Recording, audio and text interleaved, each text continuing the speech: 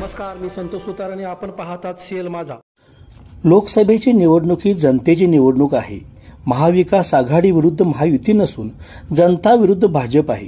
त्यामुळे ही जनतेची निवडणूक आहे. ज्यावेळी इंडिया आघाडी सत्ता येईल त्यावेळी मी म्हणेन ही सत्ता सर्वसामान्य जनतेची सत्ता आहे. घटना बदलण्याचे काम भाजप सरकार करत आहे. त्यामुळे सुज्ञ नागरिकांनी संविधान वाचवण्याची वेळ आली आहे. नाहीतर इंग्रजांच्या राजवटीसारखे हे सरकार हुकुमशाही गाजवेल. त्यामुळे येणारी लोकसभा निवडणूक ही सामान्य जनता विरुद्ध भाजप अशी असेल, असे मत कोल्हापूर जिल्हा काँग्रेसचे अध्यक्ष सतीश उर्फ बंटी पाटील यांनी व्यक्त केले. चंदगड तालुक्यातील कारवे येथे इंडिया आघाडीतर्फे संविधान बचाव मेळाव्याप्रसंगी ते बोलत होते. या मेळाव्याच्या अध्यक्षस्थानी काँग्रेस कार्यकारिणी सदस्य गोपाळराव पाटील होते. प्रारंभी जिल्हा परिषद सदस्य कल्लाप्पा भोगन यांनी प्रास्ताविकातून या संविधान बचाव मेळाव्याचा हेतू स्पष्ट केला.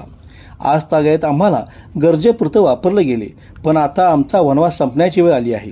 ज्या काँग्रेसनं संविधानाला उदयास आणले त्याच काँग्रेसला आता या भाजपमुळे संविधान वाचवा म्हणून आव्हान करावे लागत आहे. त्यामुळे संविधान वाचवण्यासाठी आपण एकत्रितपणे काम करण्याची गरज आहे. श्रीरामानी व छत्रपती शिवाजी महाराजांनी कधी जातीचं राजकारण केले नाही, पण आताचं सरकार जातीमध्ये भांडे लावून तेढ निर्माण करण्याचे काम करत असल्याचा आरोप यावेळी गोपाळराव पाटलांनी आपल्या भाषणात केला. यावेळी काँग्रेस संपत देसाई, शिवसेनेचे प्रभाकर खांडेकर, विष्णू गावडे, जे.बी. पाटील, पांडुरंग जाधव, गोविंददादा पाटील, अमर चव्हाण, रामराज कुपेकर यांनी आपले मनोगत व्यक्त केले. सर्वांच्याच मनोगतातून संविधान वाचवण्याबरोबरच कोल्हापूर लोकसभेच्या निवडणुकीसाठी महाविकास आघाडी जो उमेदवार देईल त्याला निवडून देण्याचा सूर दिसत होता.